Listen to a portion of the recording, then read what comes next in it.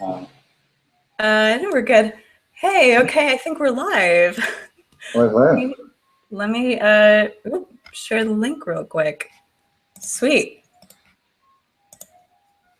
Cool. So, hi Henry, it's good to actually meet you. Thank you so much for agreeing to. Well, you're a bit of a guinea pig tonight, actually. I hope that's okay. Sure. So, why don't you give a quick introduction to who are you? What do you do? What's your thing? So I'm a mathematician and mathematical artist. I'm an assistant professor at Oklahoma State University, and yeah, so I do mathematics as my job, and so that involves teaching students and lots of committee meetings, as every job does, and writing papers and trying to figure things out. And I also do this sort of mathematical art thing, which started as more of a sort of on the side thing, but it's become more and more part of what my career is really, well, at least partly about. So I write papers in sort of mathematical art and mathematical visualization, and I go to conferences, and I write papers in sort of more traditional pure math as well, and go to conferences there, so it's sort of some of either. And yeah, so I guess I can say a little bit. So in terms of the mathematical art stuff, I mostly do 3D printing stuff, a lot of 3D work. And actually in the sort of pure math research, I do kind of 3D visualization related things as well, in a way. Maybe not, so it's not about sort of, how do people visualize, it's more the kind of work that I do is, it's in three-dimensional geometry and topology. So it sounds like three-dimensional geometry and topology would be more related to the 3D printing than it actually is. Oh, really? Yeah. Like what's behind you right now, that sort of thing? Sorry, you just broke up for a second. Like what we see in the background behind you right now. Yeah. 3D printed art? Yeah, so, well, I could talk, so I saw you had a version of this one, for instance. I don't know if you put it together yet. Yes, Oh, you got it together. I got it. Does it move? No, because I did it on a low quality, so it's very jagged. You really can't. You managed to jam it in. It took a lot of pressure. Right. Yeah. Very cool. I'm just, yeah, your voice is breaking up a little bit. Maybe it will clear itself up. I don't know if there's anything else I can do about that, but hopefully I can understand you. Yeah, let's see. It happens, internet connection issues. Well, we'll make do. Yeah, I can still understand what you're saying. So, yeah, so right. I mean, here, I got, this is just a very small selection of the stuff that I thought would be good to, just have some stuff out on the table to talk about some of the interesting things. So, things that move, sort of, you can do sort of hinged things. So there's different kinds of 3D printers. So I don't know, the kind that you got yours made on is probably like a MakerBot, or it's a not. It's a glorified glue gun, right? Yeah. There's a robot arm that goes squirt, squirt, squirt, and puts out melted plastic and builds a thing. And then there's other technologies. So these are made with it's called selective laser sintering. So there's lasers involved and like melting plastic dust with lasers. But I could go more into it, but the output is that you get a nicer result, and you can do things like you can make hinges that work out of the machine straight away. So this is like a hyperbolic doily or something. That is awesome. And I guess maybe I'll just so this is a fun one, and I could go on for a while about what the math is here, but what this is it's a puzzle. So it looks like just a solid object, but I can prove to you that this is a puzzle. So it just comes apart into pieces. Cool. Yeah. So the puzzle is to put these 5 pieces back together into the thing that it was before. And I would give it to you, but this is only a virtual thing, so you can't have a go at it. But it's fine. But anyway. Nice. Well, I do have a question for you from one of my friends, Jonathan Chung, wanted to ask, which is your favorite math puzzle and why? Do you have a favorite? Sorry, say it again. You just broke up. What is your favorite math puzzle? So I actually saw that question on the page, and I replied back. I don't know if he responded, because there's like 3 different ways I could take that question. Yeah. Right? Is he meaning what's my favorite like physical math puzzle, like a Rubik's Cube or something, or what's my favorite sort of, you know, kind of mathematical puzzle, like or like a paradox, or like a problem to think about rather than a physical thing? Or is he talking, it could be like, what's your favorite math research question, which you might also say is a, so right. I could try answering all of those. Take your whichever you'd like to answer, if something comes to mind. Yeah, I mean, there's, well, so there's so many things out there. I guess this is one of the things is, I mean, in terms of like making physical, or well, like a physical puzzle, I kind of prefer making them to playing with them. You know, it's a different sort of set of skills. I sometimes, I never learned how to do a Rubik's Cube. It was just like, well, I don't know, that sounds like, yeah, I could learn this algorithm of how to solve this thing. And then I could even learn how to do it fast, but I don't know, for whatever reason, it didn't grab me. So what about research then? Is that what grabs you more? Yeah, well, right. So I could say a little bit about the kind of questions that I think about in the pure math version of things rather than the math art thing. It's a sort of a different, you know, this is very kind of hands-on. How do I make this work? You know, here's this theory, how do I implement it on a computer? My math research is in, so within three-dimensional geometry and topology. I'm interested in three-dimensional manifolds. So a three-dimensional manifold is like, it's easiest to think about a two-dimensional surface first, right? So you imagine like a sphere, and you're just thinking of the surface, not the inside, or like a torus, you know, like a donut shape, or just like the plane. Perfect. You just happen to have one handy. I had some donuts. I was thinking of using them for a video today. So actually, yeah. So is that at all related to this joke? Oh, yeah. Tell the difference between these two things. Did you see my 3D? I'm getting just, well, we're gonna get sidetracked a lot. Did you see the ceramic ones that I had made? That more. I did. Yes, I loved that. So okay, so what are these things, right? Don't let me take you on a tangent. So this, like, what is it that makes, what is the thing that connects all of these things together? So these surfaces, if you zoom in on a little bit of it, it just looks like the ordinary Euclidean plane, right? It just looks like a piece of the plane. But it's connected together in some weird way around the back, right? So the three-dimensional manifold, it's just like ordinary three-dimensional space if you zoom in on a little bit of it, but it might connect together in some weird way, right? So maybe if I walk out that, you know, wall of my room, I come on the other wall, or it's connected together in some. And so people try and understand what are the possible shapes that space could have. Right? You could think of this as a question of like, you know, maybe the universe isn't just goes on forever, but maybe it loops around somehow. And what are the possibilities of how it can loop? And within that area, I think about trying to understand possible three-dimensional manifolds by cutting them up into tetrahedra, right? So, you know, like, well, I don't know how to tetrahedron within arm's reach. This is kind of nice. I don't have one either. Sorry. You know what I mean, right? It's got the triangle with a, yeah, so the four-sided dice. Right. So you can like glue them together along their faces, and you know, you just keep gluing, and then eventually you finish and you glue everything up, and that's one way to describe a three-dimensional manifold. And then this is a question that a computer can start looking at, right? You've got, you know, 7 tetrahedra, and face 0 of tetrahedron 2 is glued to face 3 of tetrahedron 5.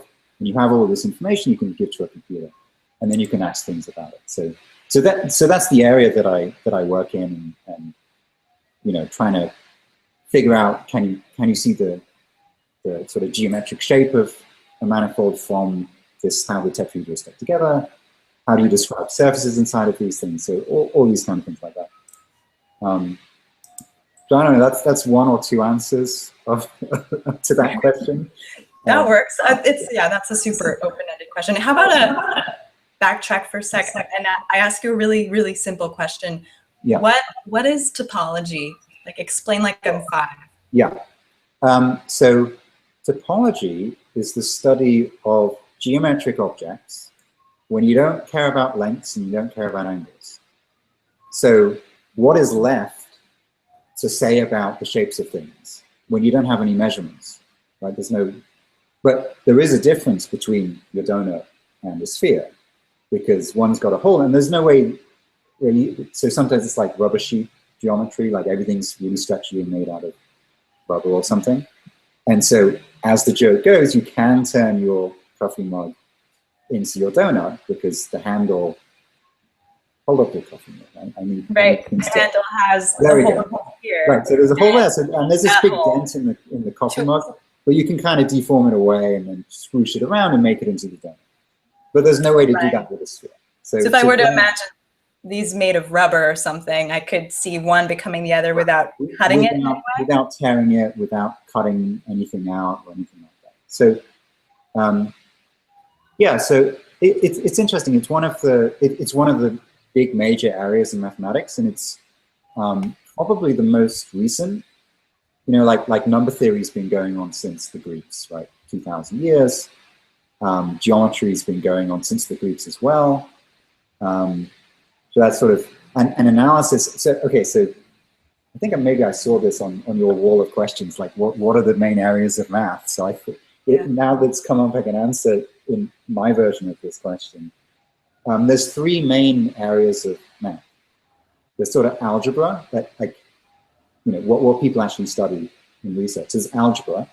So, you know, basically that's how do equations work and these sort of structures that are kind of discrete, like they're not sort of continuous, smooth things. They're like, you know, like numbers, for instance. So number theory is inside of algebra.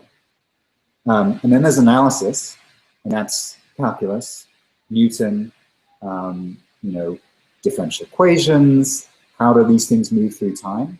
And then there's sort of geometry, topology. Those are the 3 geometry. You know, what are the shapes of things? How do you measure things geometrically and so on?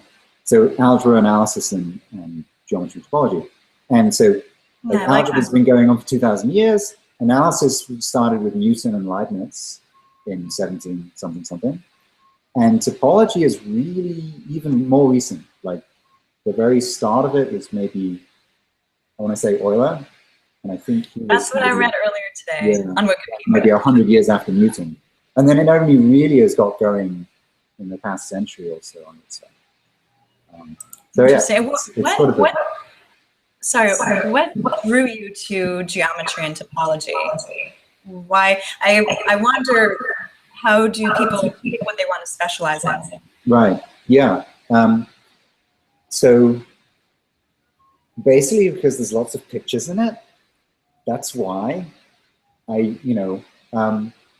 so people come to, say, grad school in math or undergrad or whatever it is with, maybe an undergrad, you find out what kind of math works for you or is interesting to you.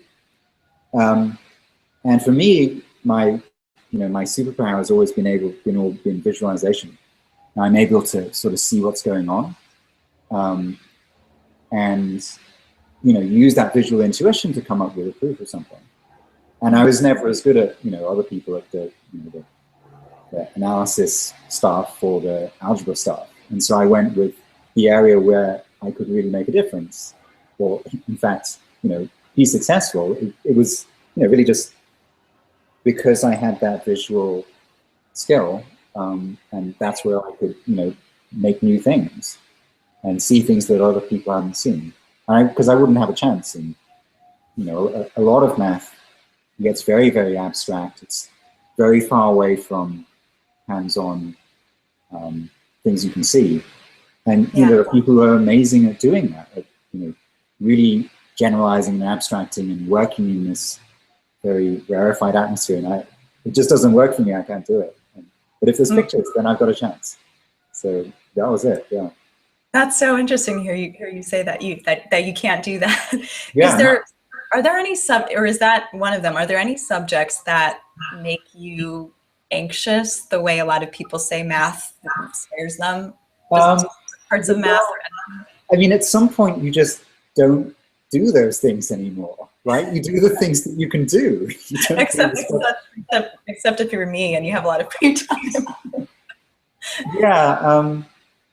Right. I mean, you don't get where, right. So anybody who gets to where I am, can do the sort of lower, you need to be able to teach the calculus sequence, and you need to be able to teach the lower level stuff. But yeah, I mean, it keeps going, right? I mean, all of these different, it changes the sort of feel of it, right? I mean, as you go further, there's a big change that happens around, I mean, I guess in the US, maybe junior or senior undergraduate, where the math classes stop being about calculating things and running an algorithm and saying, look, this is how I differentiate this thing or whatever it is, and change to how do I prove this thing? How do I argue this thing? But then, yeah, it just keeps going. It's like, people prove stuff, but then the kind of things that they think about take more time to, like, it specializes. I think more than any other subject, math just sort of, I mean, it almost, I don't know if balkanizes is the right word, but it just specializes and specializes. Like, I don't know what the guy in the next office to me does. I actually don't really, I mean, several complex variables, I know what a complex number is, I know what a complex function is, but I don't know anything about the kinds of problems that he actually works on. It's just interesting. And that's not going to be I mean, even in some, maybe like physics, but biology, I mean, as you get sort of towards the softer end of, of the soft hard sciences, I don't know if you know the XKCD cartoon with the purity of, right, with math way on one. Oh, hi, and it's you guys all the way over there. But yeah, I mean, most university departments, human endeavors, but you go to a tech conference and like, oh, what is Google doing now? Like, you can understand what they're doing. And in math, it's just like, you'd have to spend a few years in grad school learning what they're doing before you have a chance of really knowing what they do. Right. So, right. That brings me to another question. What is it like as a mathematician collaborating with other people? What's it like collaborating with other people? I imagine it's very great. So not everybody does it. I mean, I do a lot of collaborating in math research and in the art stuff. Yeah, I mean, in terms of what actually happens, well, it's very much like this. You get on a Google Hangout with somebody who's somewhere else, and you're trying to figure something out, and you're sharing screens, and you're writing stuff and editing each other's whatever. Or you're just talking. You're just saying, well, here's this problem. Can you think of any way in which we could show this thing? And yeah, I mean, you're having a conversation. You're trying. Maybe I'm writing code, and we're running little programs to generate examples and seeing what's going to happen. I mean, yeah. So a lot of and then maybe you go and visit the person, and then you just spend more time trying to figure things out or talk about what the thing is, and it's exciting, right? I mean, you make some progress and you realize together, oh wait, we could do it this way, and oh yeah, that does actually work. Okay, great. Now can we take the next step? How do we get through this thing? What happens next? And you figure it out, and then eventually somebody has to write things up and make all the figures for the paper. And the boring part. A lot of people don't like it at all, and there'll be these. I actually don't mind it. Making really nice figures and explaining it, and actually when it actually comes to write it up, you actually really nail down what the arguments are, and sometimes you find out that it didn't actually work when you thought it worked. And that's only going to happen when you say, okay, we're going to do this really carefully and dot all of the I's and cross all of the T's, and then you realize, oh wait, is that so obvious? Maybe it isn't true, and then you go back and forth. But yeah, I mean, there's a lot of a lot of people don't like writing up stuff, and there was these sort of almost folk results. Like, yeah, that guy figured it out, but he or she never really wrote it down, talked about it at a few conferences, and everybody believes it, but nobody's actually worked out all the details, and it's just sort of floating around. And maybe, you know, sometimes it happens, like, you know, somebody's grad student thesis project is, okay, let's actually nail this down and do it properly. Yeah, so one of the huge influences, the really big name in three-dimensional geometry and topology is this guy, Bill Thurston. He died a few years ago at like age 65. It was really sad. He was sort of way too young to go. And he's my mathematical grandfather, meaning that... Your mathematical grandfather? Yeah, so my advisor's advisor was Bill Thurston. Oh, wow. You have mathematical siblings as well. So, you know, people who have the same advisor. She's my mathematical sister. Right. I imagine the community in math must be pretty tight-knit if it's really small. Yeah, I mean, there's not that many people doing what... Right, I mean, what is it that we're doing? Particularly in pure math, there's a sense in which what we're doing is an art form performed for a community of maybe 20 or 30 people worldwide, right? I mean, you're figuring these things out and say, look at this beautiful proof that I found. And they say, oh, that's really cool. And you talk about outcomes and nobody else cares, unless maybe it turns out to be important for something later on, but somehow that's not the point.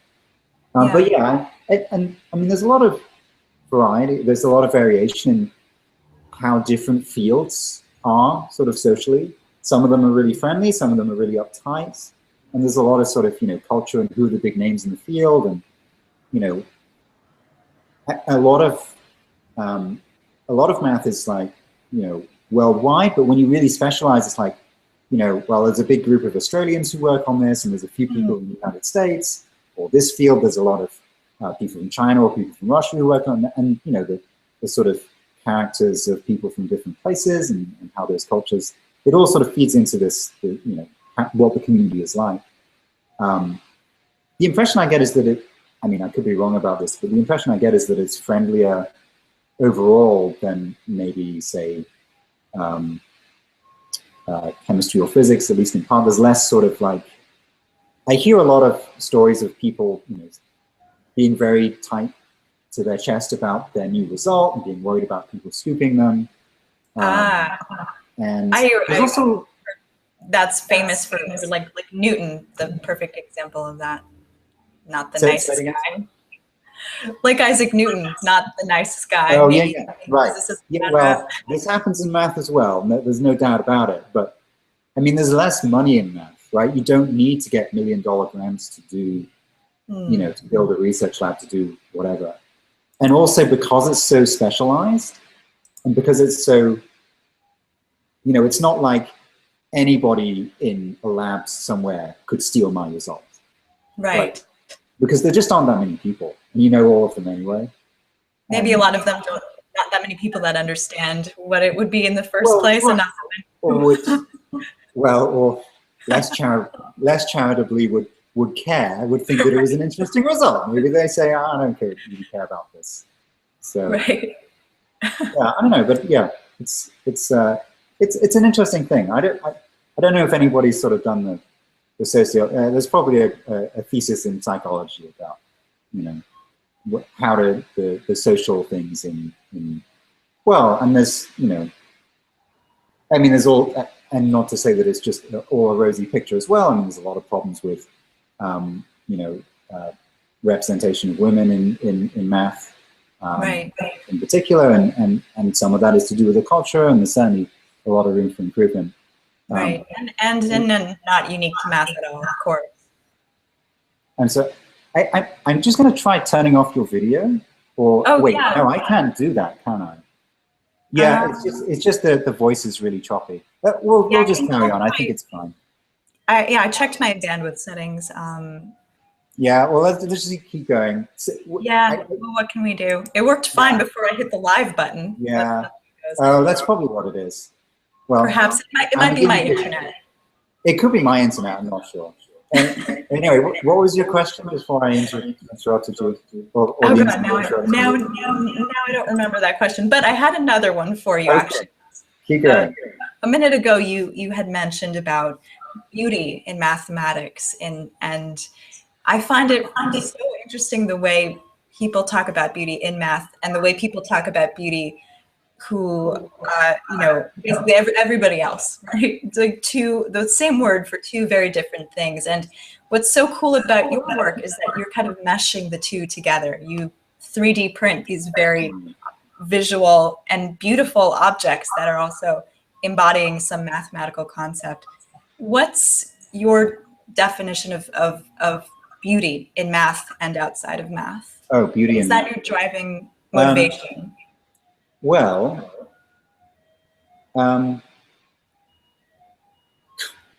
defining things like beauty is not so easy, it turns out, right? Of course, not that you have the definition. It's an aesthetic thing, right? So here's one thing you could say, right? It's aesthetics, right? De gustibus non est disputandum, right? Taste is not, you can't argue taste, right? Some people like something, some people don't like something. That's all there is to it. But I mean, so certainly there is a sense of beauty in math, in pure math. And there's something to do with the, so maybe one way to talk about it is like having a simple and surprising argument for something. So, here's a fact about, what's a good example? So, I don't know, it's difficult to come up with examples, but so if there's a surprising thing that's true, okay, here's a fantastic example. So maybe the most famously beautiful equation in mathematics is Euler's identity. E to the I pi, better get it right, +1 equals 0, right? Yes, I've seen this one. And now why is this beautiful? So there's it's the 5 most important numbers in math. E, I, pi, 1, and 0. And they come together in this formula, which is surprising. Like, they came up, they all have their own histories. And I mean, did it have to be that there was any relation between them? But it turns out that there is.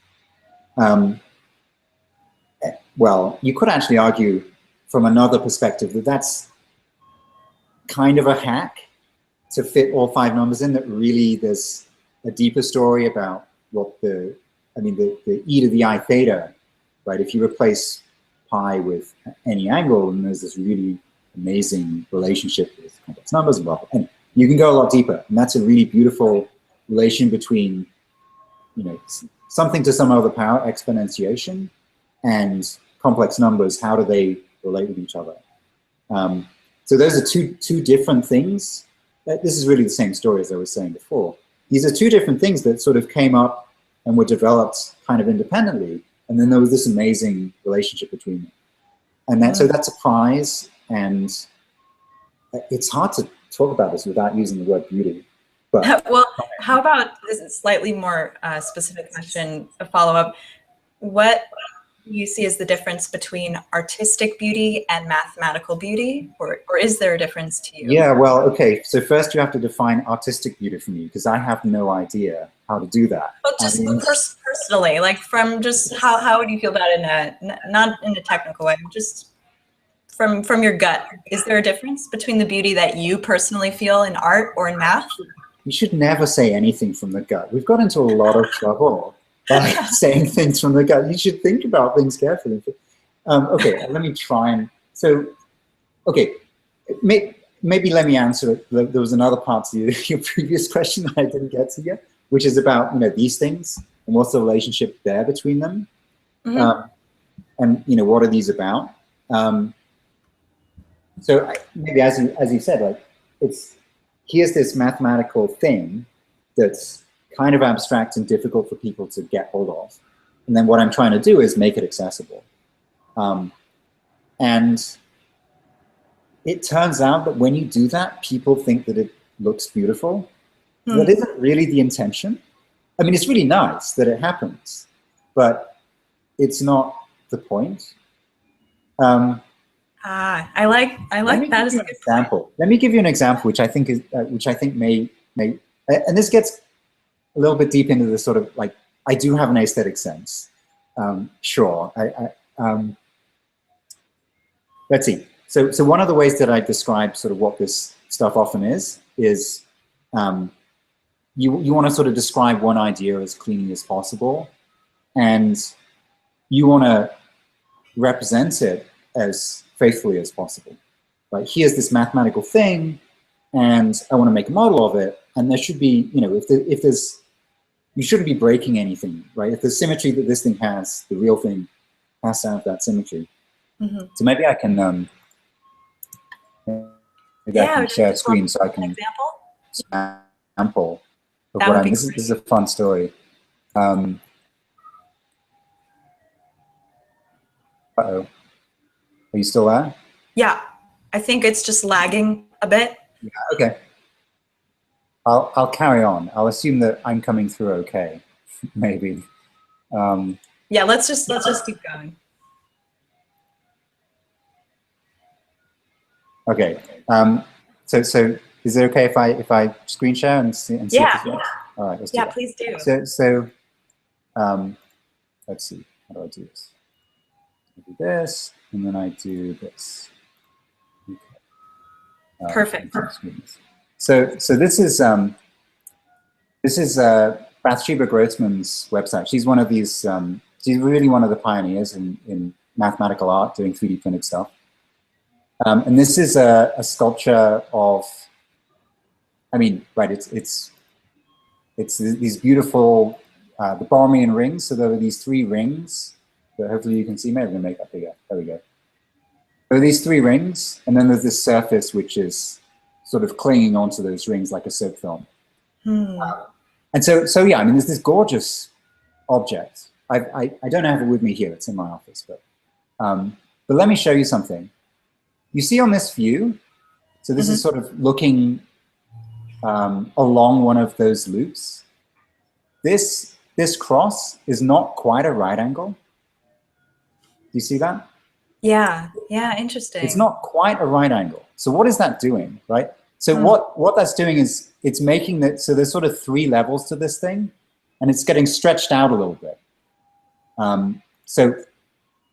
Okay, so to get to the point, that should be a right angle, right? There's a symmetry of the objects, of the rings, that's only there if that's a right angle between those objects. And Bathsheba, who, you know, is an artist who makes a living doing this, decided, okay, we're going to need to stretch it out a little bit to make those 3 levels separate a little bit. It sort of makes it feel better spaced out. But in doing so, you're breaking some symmetry of the original thing very slightly.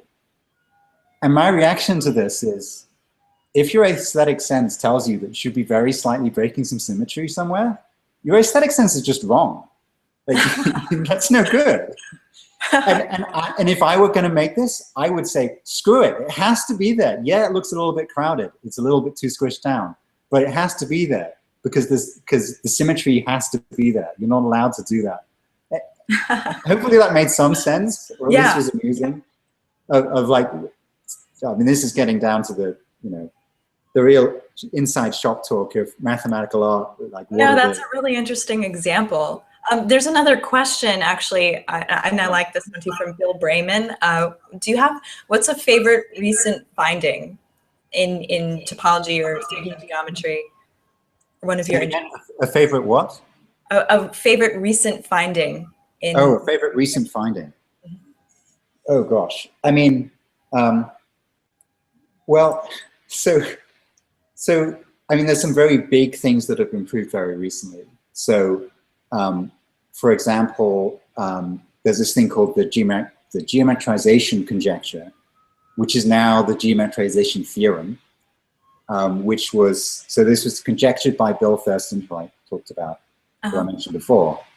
And it was proved in 2003 by Perlman, Grigory Perlman, who famously, so this was one of these millennium problems. So the Clay Mathematics Institute has, I think they had 5 problems that they put $1 million up for each of them. And one of them was this geometrization conjecture, and this guy, Gregory Perlman, solved it and then refused the $1 million. So he did not collect on the $1 million prize. He just, so there's a whole interesting story there. Wow. It's sort of a little bittersweet in a way, because the techniques that Perlman used to prove this sort of foundational result in three-dimensional geometry and topology, came from outside of the field. They came from, well, the techniques used were something called Ricci flow, differential geometry stuff, whatever. The proof didn't use the tools that people have developed to try and tackle the proof. It came from somewhere else. And so somebody from outside the field comes in and solves our big problem, which is good in a way, right? Because now we can do all these other things to really have this result. But it's a little sad also that all the things, you know, the sort of visual tools that we were trying to build to make things didn't work. Or, I mean, they may still work, but somebody else got there first through some other way. And of course, I don't understand anything about the proof because it's not my head. But it's really useful. So I don't know. There's I mean, this is sort of more of the sort of math culture and how, you know, how do things work on a large scale. So, you know, a really big problem that a lot of people tried very hard to solve got solved. And then people sort of, you know, in a way it's really great. Now you know this is true. And in a way it's kind of sad because now all that effort for trying things that didn't work, it's now, well, now somebody else has already got there. And I mean, this does happen sometimes. It can happen with fields of mathematics that somebody comes in, whether from inside the field or outside, and like solves all the problems, and the field just sort of dies because there's nothing else to work on. And you know, so you want to, you know, try and keep finding new things to think about. It's sort of this. That's a problem. I can't. Of course, you want to prove things, but at the other end, if you prove too much, then there's nothing left to do. So right. It's a funny thing. You find you want to find new interesting questions to look at as well. Well, we're never going to run out, right, of interesting questions. That's not possible. You can. It happens in subfields of mathematics. It has happened in the past. Subfields. I mean, in general, though, we'll always I mean, have in the very distant future. You know, suppose we're 10,000 years from now and we're all immortal space robots, and you know, all the physics has been worked out. It could get boring eventually. But we'll be immortal space robots. That's okay. Well, I don't know. It depends how you feel about being an immortal space robot. I know. I'd like to believe that we'll never run out of interesting questions to ask. It just seems like every time you get an answer, you get 2 more questions from every answer or more. But maybe that's just a naive assumption. It seems like that, I mean, in general, but there's nothing that says that has to be true. I mean, you just ruined my hopes for the future. Although, okay, so I can give and I can take away. Right? So Gödel's incompleteness theorem, for instance, yes, tells you that there will always be problems that we don't know how to solve, and there will always be new questions. There's no way to.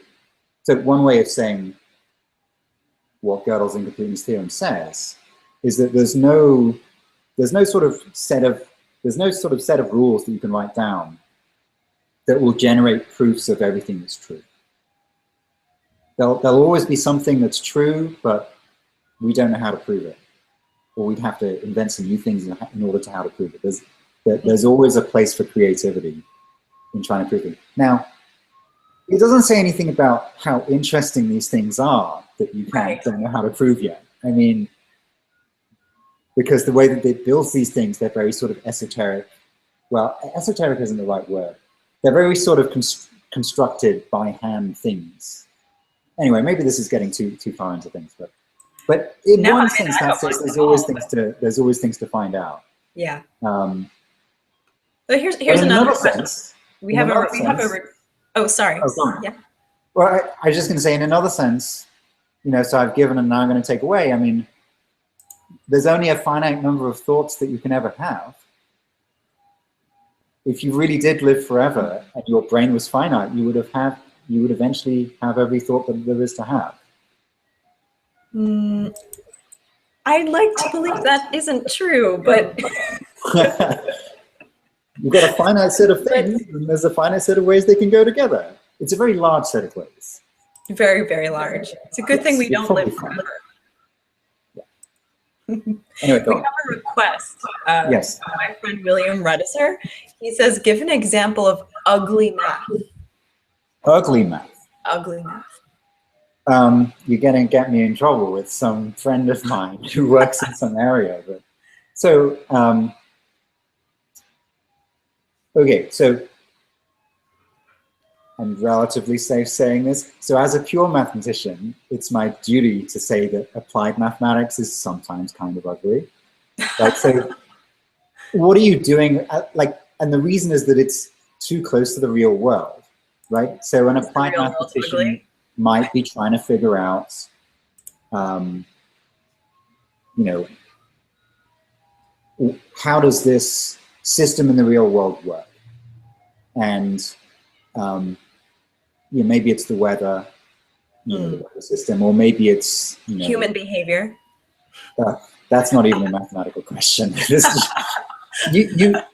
It's very hard to, right? I mean, as you get, well, yeah. I mean, as really you get to softer things, right? it gets really hard to say things that are like 100% true, and the statistics gets really hard to get good data for, and you know, so there's a lot of applied math which is like, well, we have, you know, the pages and pages of equations to describe this thing, and you just get more pages of figuring out this equation, and it's not sort of beautiful and simple, but it's describing something in the real world that's complicated and messy.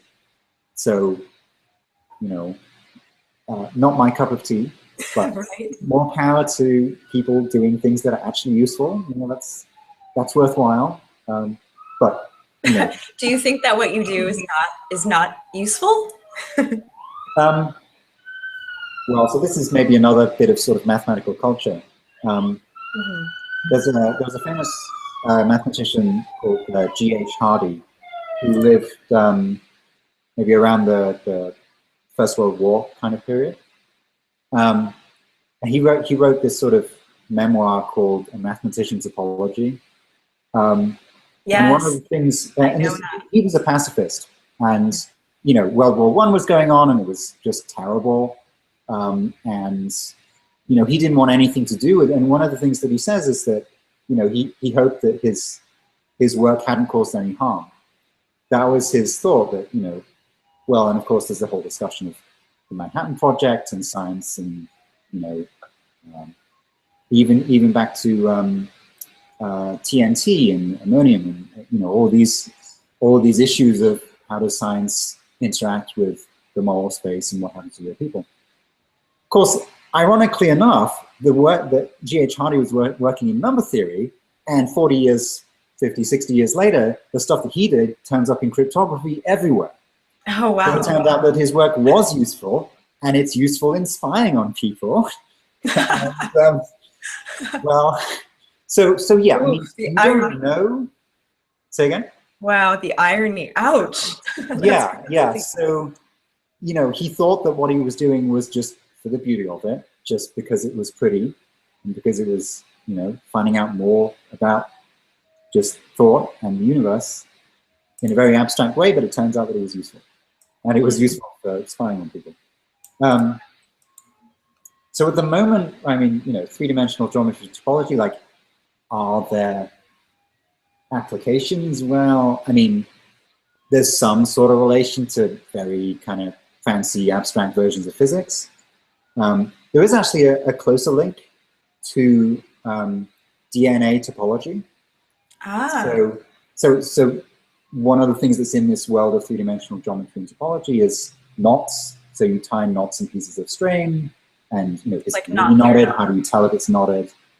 How do you tell if two knots are actually the same? If you just fiddle with it enough, it turns into this one.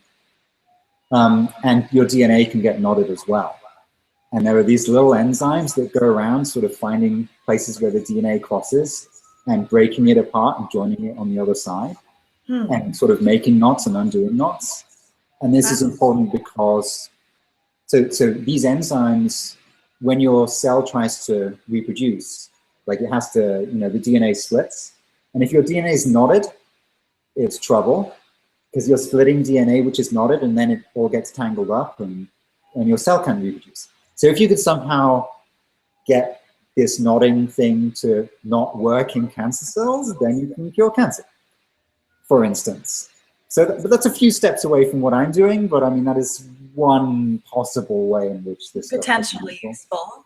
Yeah. Cool. Maybe but that's not really the point. I mean, it's you never know though. In 50 years, maybe what you're working on now will be useful for something else. It's always possible, and it's very good for grant applications if you can say, look, this is actually useful. But I mean, right? That's that's not what we're here for. I love that playfulness that you get in pure mathematics. I think that's what draws my interest to it. Say it again. I missed the word. I love the what? Playfulness. The playfulness. Yes. You have permission to do something just for the interest, just for the fun, not for practical, obvious reasons. Yeah. Cool. And you're allowed to break the rules, and you're allowed to change the rules if they don't do what you want them to do. And you're trying to find and it's a cultural thing, right? I mean, it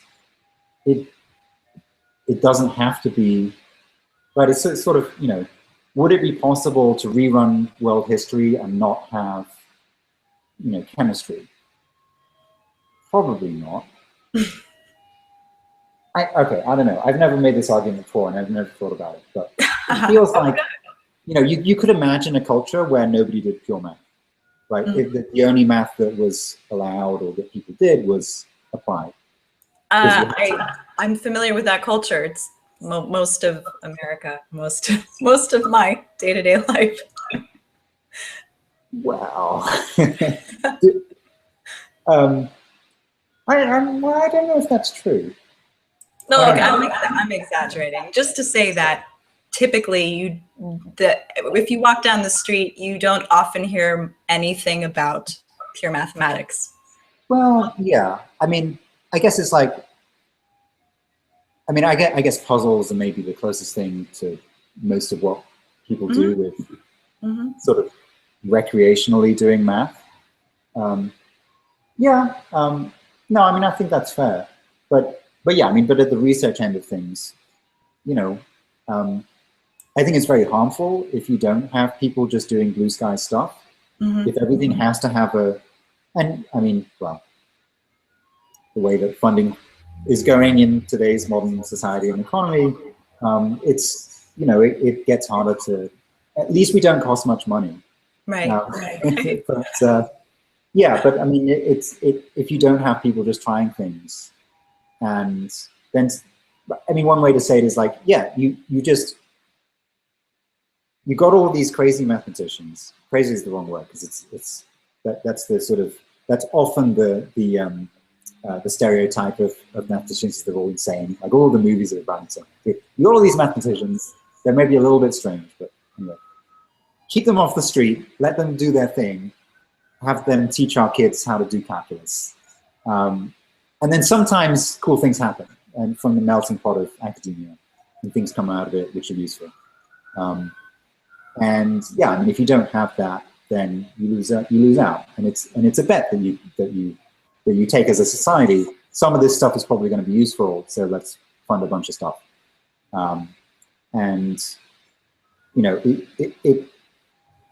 Maybe was it? I'm trying to think. Oh, this is terrible. Big particle accelerator. The big particle accelerator. Just discovered the particle, the LHC, the Higgs particle. Yeah, large hadron collider. So the Higgs particle. There was some quote of, was it Peter Higgs? I don't remember his first name, and he was saying, in today's climate, he wouldn't have been able to stay in academia because he wasn't producing. He was working on the big thing and just sort of you know, thinking about things and not publishing all the time. And today that's difficult to do because there's so much pressure to produce. Anyway, I mean, academia has its problems. I shouldn't bore you with these things. No, not boring at all. I'm fascinated by it because I don't know many people in academia, so it's for a different. Right. It's a different world. It's a very different sort of set of things that people worry about, and it's a very different life. It's not a 9 to 5, which is good. Yeah. So while let's wrap up in a few minutes. It's getting close to an hour. I don't want to keep you too long from grading your final exams. I know I need to finish grading. Is there anything else you wanted to share or talk about real quick? Oh, so I had a question for you. Oh, okay. Which we've almost touched on. So you're very curious about a lot of things, and you're interested in a lot of things. And I wondered if you had any thoughts on the question of why are people interested in one thing rather than another? Why is it math this month? I don't know, maybe you're not a good example. Maybe you're interested in everything. But, you know, some people get really interested in whatever it is, you know, stamp collecting or bird watching or watching basketball. Like, what is it that makes people interested in this thing rather than that thing? It just seems like sort of arbitrary. I mean, I can ask the same thing of myself. Why was I interested in math rather than, you know, why didn't I go into English or foreign languages? I'll try to answer your question, but do you have an answer to your own question? Why did you choose math? Well, it's because I could do it and I was good at it. But why was I good at it? I mean, my upbringing somehow, it's really hard to tell. I don't know. I mean, interesting. I don't know if anybody really knows why they're interested in the thing they're interested in, because so much of it is out of our control. Our upbringing, maybe it's in our genes a little bit, some inborn talent for certain things that pushes us one way over another. Maybe I think a lot of it is so arbitrary. You start to amass little bits and pieces of something to grab onto, and once you have enough of them, it's easy to get momentum and just keep going down that path instead of another. So it's chaos, is what you're saying. It's just sort of like tiny difference, and then this goes off that way, and that one goes off that way. I think it's a bit chaotic. Yeah, it must be. It must be. Yes, I have a lot of trouble choosing one interest over another, but I realize that at some point you have to choose because otherwise you'll get nothing done. Right. But it's so hard. Yeah. And math, I have a really complicated relationship with math. I find it super interesting, but for a very long time I also found it super intimidating. And I guess for me, the thing that made me want to come back to it for a month is also the personal side, just to see if I gain self-confidence in general from overcoming it. That's pretty unusual. I think most people, if you hate it, well, if you're not good at it, then it's like, I don't want anything to do with this, you know, this, and so it's interesting to be interested in it as a field, I guess, looking at it from the outside, and going into it. I mean, it's fantastic. It's great. I think it's great that you're doing this. It's a lot of fun because I get to talk to cool people like you. It makes it fascinating. I mean, that makes it all worthwhile. Absolutely. Well, is there anything like that you have, a field or something that you just, nope, stay away from that? Anything like that you have? Oh, an infinite number of things. I mean, you know, I knew, okay, I'm no good at languages. Let's not do that. I was pretty good at art when I was in high school, but I didn't, you know, pursue it further on. I wasn't any good at sport. Me neither.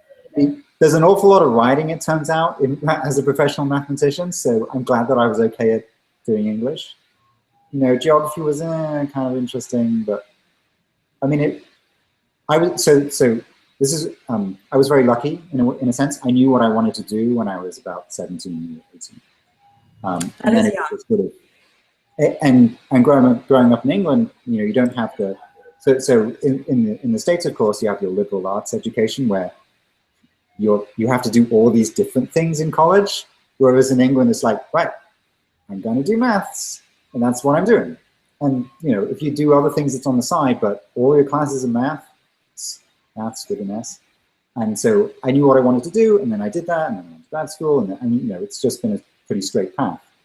Well, I'm a little envious, I have to say, that you were so clear and so early on a path, because when you're clear early enough, you can get so much further than if you're all over the place for a long time. Not that there's anything wrong either way, but on the other hand, I mean, it's one way to go, but in another sense, a lot of the really exciting, interesting things happen on the boundary between fields. And knowing we need people to, make those connections and make things accessible. And, people seem to find their niche, find a way to combine the things that they want to do into a career, hopefully, or if not, then their life, certainly. But yeah, I mean, I think I've been very lucky in that things have kind of meshed very, very well. And I get to publish papers about this stuff. I mean, how did that happen?